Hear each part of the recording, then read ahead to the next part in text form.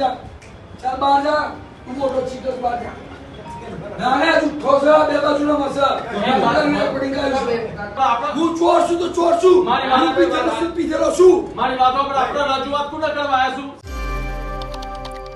Bharatiya Janata party આખા ગુજરાતની અંદર સ્પષ્ટ બહુમત હાંસલ કરી કેસરીઓ લહેરાવ્યું, પરંતુ આ મહેનત કોની? ભારતીય જનતા પાર્ટીના મોટા નેતાઓની કે પછી એક કાર્યકરની?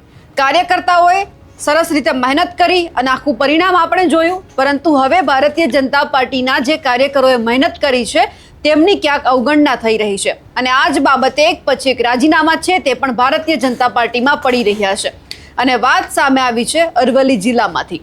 નમસ્કાર, આપ જોઈ રહ્યા છો નિર્ભય ન્યૂઝ અને હું છું આપની સાથે રિદ્ધિ. ગુજરાતની અંદર જ્યારે સ્થાનિક સ્વરાજ્યની ચૂંટણી જાહેર થઈ અને એ પછી ભારતીય જનતા પાર્ટીએ અલગ અલગ જે ઉમેદવાર છે તેમને ટિકિટ આપી હતી, પરંતુ આ મહેનત કોણે કરી? તો કે જે પાયાના કાર્યકર્તા છે એમણે ટિકિટ લઈ આવવા માટે પણ મહેનત કરી, એમના અલગ અલગ લોકોને ટિકિટ પણ અપાવી અને ઘણી બધી જગ્યા ઉપર આપણે એવું જોયું હતું કે બેઠકો છે તે બિનહરીફ પણ થઈ. પણ હવે જ્યારે બેઠક બિનહરીફ થઈ છે તો આ આખી જે પ્રસિદ્ધિ છે કોને મળવી જોઈએ? તો કે કાર્યકરને. પરંતુ હવે ભારતીય જનતા પાર્ટીના કાર્યકરો એવું કહી રહ્યા છે કે અમે મહેનત કરી, અમે બિનહરીફ છે, એ ક્યાંક બેઠકો પણ ભારતીય જનતા પાર્ટીને અપાવી, તેમ છતાં અમારી અવગણના કરવામાં આવે છે. અને આવી જ ઘટના સામે આવી અરવલ્લી જિલ્લામાંથી કે જ્યાં ભારતીય જનતા પાર્ટીના પૂર્વ જિલ્લા પંચાયતના જે સદસ્ય છે અને ભારતીય જનતા પાર્ટીના કાર્યકર હિરેન પટેલ છે તેમણે પક્ષમાંથી રાજીનામું આપી દીધું છે. ચૂંટણી બાદ ભાજપના વ્યક્તિગત નેતાઓ સામે તેમણે વિરોધ નોંધાવ્યો છે. ધનસુરા તાલુકા પંચાયતની સીટો પર ભાજપના ઉમેદવારને બિનહરીફ કરાવવા માટે મહેનત કરી હતી, તેમ છતાં અવગણના કરી છે. 20થી વધુ કાર્યકરો છે એ કમલમ પહોંચ્યા હતા અને વિરોધ કર્યો હતો. ધારાસભ્ય ભીખુસિંહ પરમારની ઓફિસે કાર્યકરોએ પહોંચીને વિરોધ કર્યો અને જે આ હિરેન પટેલ છે તેમણે રાજીનામું આપી દીધું હતું. અને એ પછી હિરેન પટેલ છે સ્પષ્ટ કહી રહ્યા છે કે મેં ભારતીય જનતા પાર્ટીને ખૂબ પ્રેમ કર્યો છે, ભારતીય જનતા પાર્ટીએ પણ મને ખૂબ પ્રેમ કર્યો છે, પણ બસ હવે મારે અહીંયા નથી રહેવું, હું કોઈ પણ પક્ષમાં જોડાવા નથી માંગતો, મેં મહેનત કરી, પરિણામ મને આપવામાં ન આવ્યું અને એ જ બાબતે હું રાજીનામું આપું છું.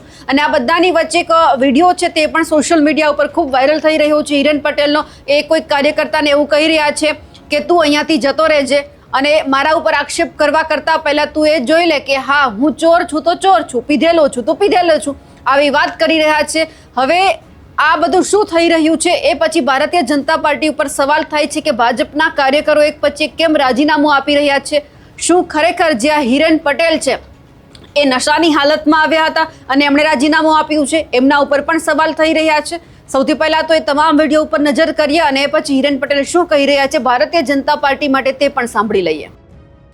सदस्यत्व जोड़े तो फॉर्म माटे આપણે તું બહાર જા તું એ ચીટર બહાર જા ચાલ બહાર જા તું મોટો ચીટસ બહાર જા ના ના झूठो से बे बाजूला मसा મને પડી ગયો કાકા મારશો નહીં. કોઈ ના કશું આપણા જે ના જે ચોર છે ચોર છે મારી વાતો પર આપણે હું ચોર છું તો ચોર છું હું પીધેલો છું મારી વાતો પર આપણે રજૂઆત કોને કરવા આવ્યા છું? સાહેબ સિવાય કોઈ ના જોડે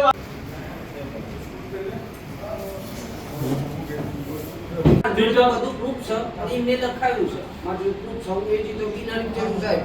વોચ 10 વર્ષ થઈ ગયા.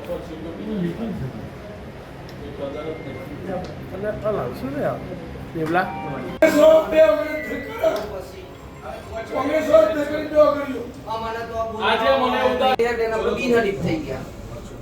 એક સાઈડ ફોન નહીં આવ્યો, બધા ભેગા થઈને કોઈએ ફોન નથી કર્યો, કોઈએ ફોન નહીં કરે. તો તમે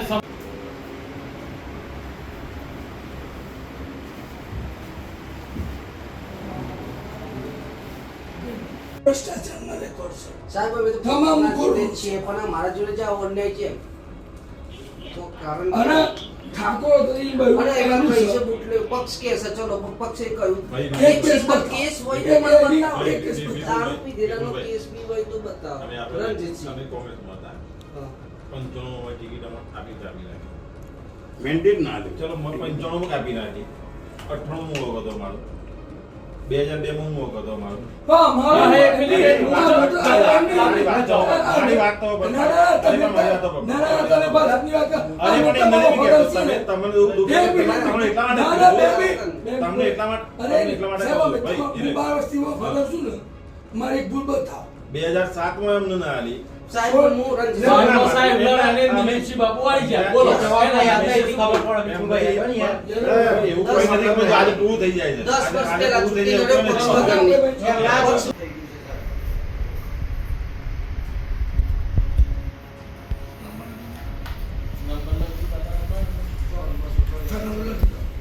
દિવસે સાહેબ એક પણ વોટ રજનીભાઈ મને પેશ કર્યું સાહેબ એક પણ કેટલા રૂપિયા?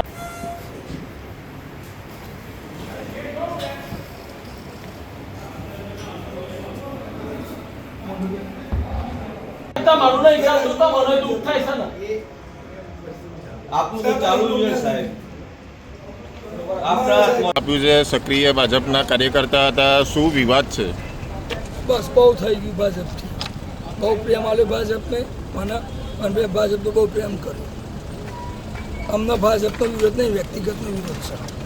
બરાબર, વ્યક્તિગત એટલે કઈ રીતના? વ્યક્તિગત જે રીતે આ તાલુકાની ટિકિટો આપી, જે તે જિલ્લા પંચાયતની ટિકિટો આપી, એનું રિઝલ્ટ જુઓ. જે મારા માણસોને ટિકિટો આપી એ બિનહરીફ થયા, તો પણ એમના અન્યાય, એમના આજે એક પણ માણસના ત્યાં બોલાવવામાં આવ્યા નથી. પાર્ટી તરફથી ફોન કરવામાં નહીં આવે પાર્ટી તરફથી કોઈ બી ફોન કરવામાં આવ્યો નથી. ભાઈ, તમે આક્ષેપો લગાયા હતા કે જે તે વખતે તમે આ બધા માટે મહેનતો કરી હતી, એ મામલો શું હતો અને છતાં તમને પરિણામ ના મળે? મેં પાર્ટી માટે મહેનત કરેલી હતી, વ્યક્તિગત મારે નથી કરી. પણ હવે એ લોકોને જે વિચારે. હવે આગળની રણનીતિ શું છે? હું કોઈ પાર્ટીમાં નથી, મેં રાજીનામું આપી દીધું છે. તમે નવી પાર્ટી બનાવવાની કરશો કે નહીં? કોઈ પાર્ટી નહીં, કશું જ નહીં. હવે જે રીતે ભારતીય જનતા પાર્ટીની પરિસ્થિતિ કંઈક દિવસે ને દિવસે વણસી રહી છે, કાર્યકર્તાને એવું લાગે છે કે મહેનત કરી અને પછી જે મલાઈ છે ભારતીય જનતા પાર્ટીના જે મોટા જે કદાવર નેતા છે લઈને જાય છે, તો પછી અમારે અહીંયા શું કરવાનું? એટલા માટે અમારે ભાજપમાં રહેવું નથી અને એ પછી રાજીનામા આપી રહ્યા છે. હવે અરવલ્લી જિલ્લામાંથી જે આ ઘટના સામે આવી છે તેમને લઈ આપ શું માનો છો? કમેન્ટ કરીને ચોક્કસથી જણાવજો. સાથે જ અમારી નિર્ભય ન્યૂઝ ચેનલને લાઇક, શેર અને સબસ્ક્રાઇબ કરવાનું ભૂલશો નહીં. નમસ્કાર.